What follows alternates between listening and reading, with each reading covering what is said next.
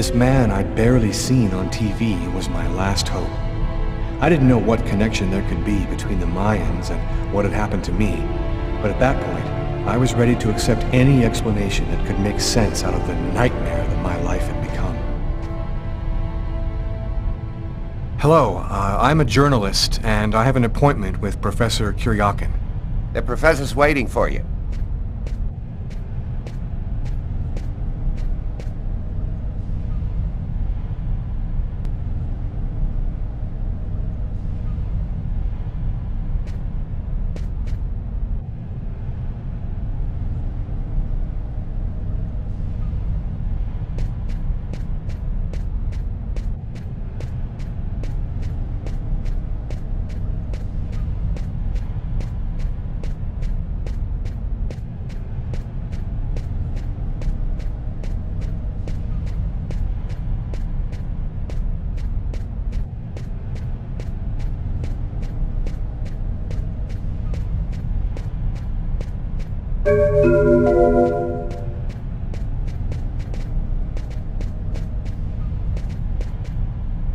Polychrome tripod seat. Origin, Mexico.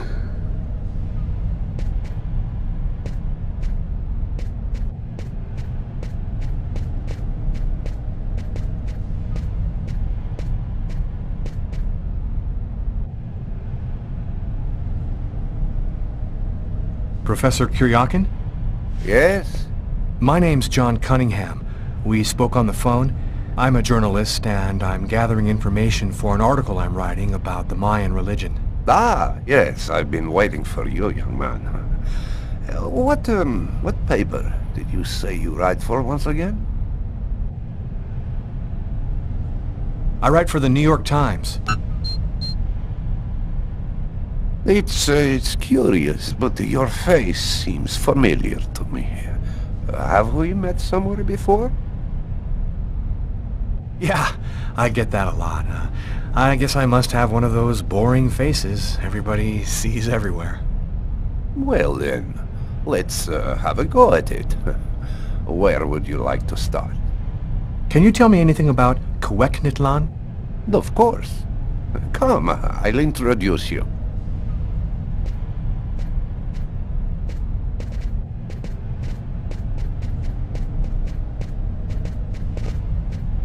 You see before you the ancient Mayan god Quequitlan, the serpent with the two heads. One head sees in this reality, the second in the other world.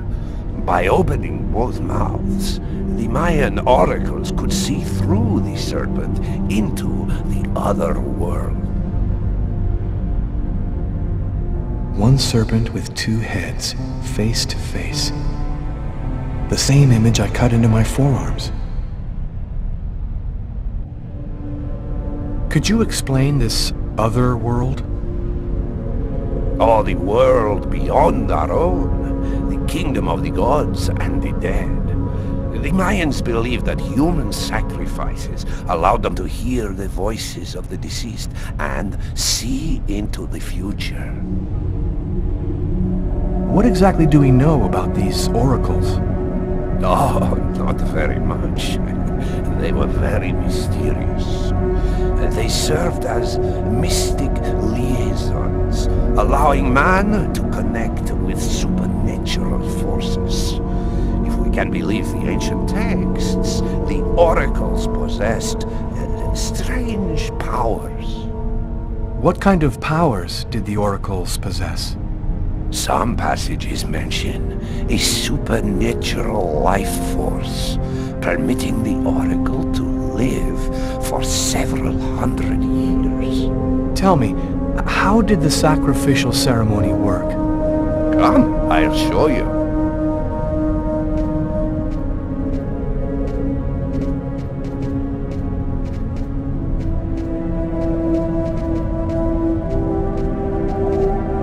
This painting, dating from the 1st century BC, shows a sacrificial ceremony. The victim times. Agony must have lasted quite some time. The priority being to keep the mouths open as long as possible. The victim was stabbed 3 times, each wound cutting a pulmonary artery leading to the heart. How did the ritual sacrifice work? Oh, the Oracle must never soil himself with the blood of another. That is why he chooses a sort of proxy, another person in the crowd, totally at random. This person becomes the executor. The Oracle takes complete control of the executor, manipulating him from a distance. A Mayan sacrifice. That's what it was. You aren't a journalist, are you? Who are you? My name is Lucas Kane. The police are looking for me about a murder that I did not commit, but I was the executor. You're a murderer? I'm innocent. I stabbed someone I'd never seen before 3 times, cutting his arteries, just like you described. Do you mean to say that there is a Mayan oracle still living today? But that's completely impossible. You have to trust me, Professor. I'm the victim of a Mayan oracle. By coming here to see you, I thought you could help me understand. I'm very sorry, young man. There's nothing I can do for you. Our interview is over.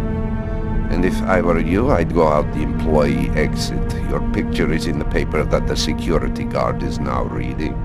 He's sure to recognize you any minute now. Thank you for your help, Professor.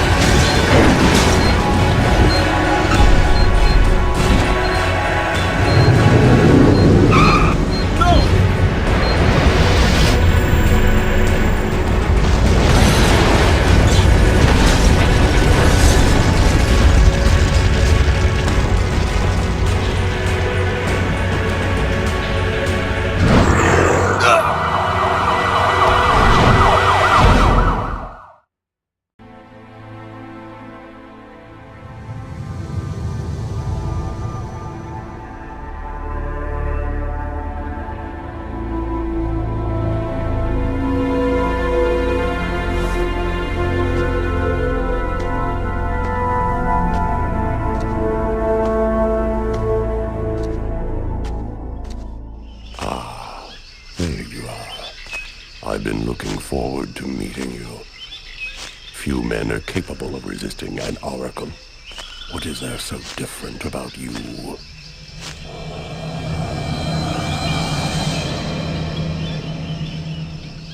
The chroma. You have the chroma. So that explains it. How did you ever acquire such a power? No matter. What matters is, the time has come for you to die. The chroma? What does that mean? The force that created the universe. The origin of everything. It gives extraordinary powers to those who possess it. Why do I have to die? I pose no threat to you. The sacrifice has created a link between our souls. Each time that I look through the serpent, you see what I see. The only way to break the link is for one of us to die. Enough talk. Other matters await my attention. We will see each other again. In the other world. Gibin dinna quentaune.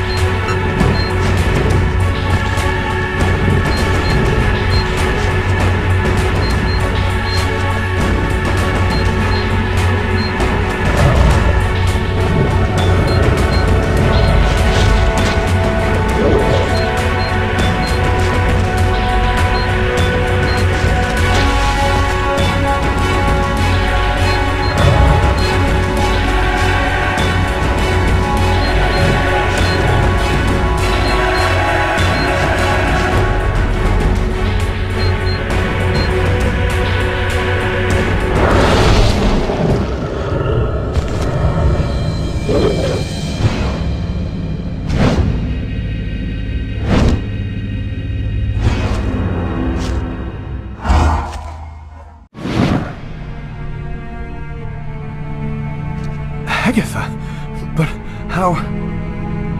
Listen closely, Lucas. Those who employ the Oracle are searching for a little girl. A perfectly pure soul that's never been incarnated. Her coming was foretold by the most ancient prophecy in human history. She's the one you see in your dreams. You must find her before the Oracle does and put her someplace safe.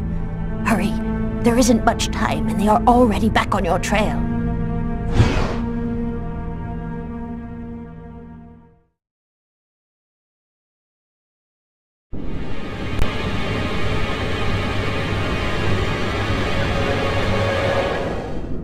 I must inform you that we are unhappy.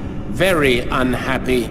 He has escaped you again. First in the museum lot. A big mistake, the museum lot. And then in the wave. What's worse, you showed yourself openly to him. And all for nothing. It's just...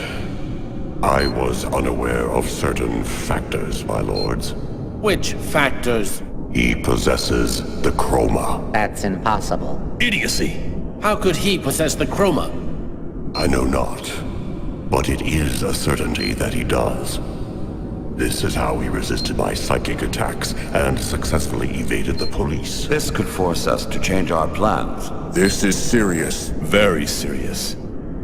That is not all. Someone has intervened. What do you mean? While you were with him in the wave? Yes, my lord.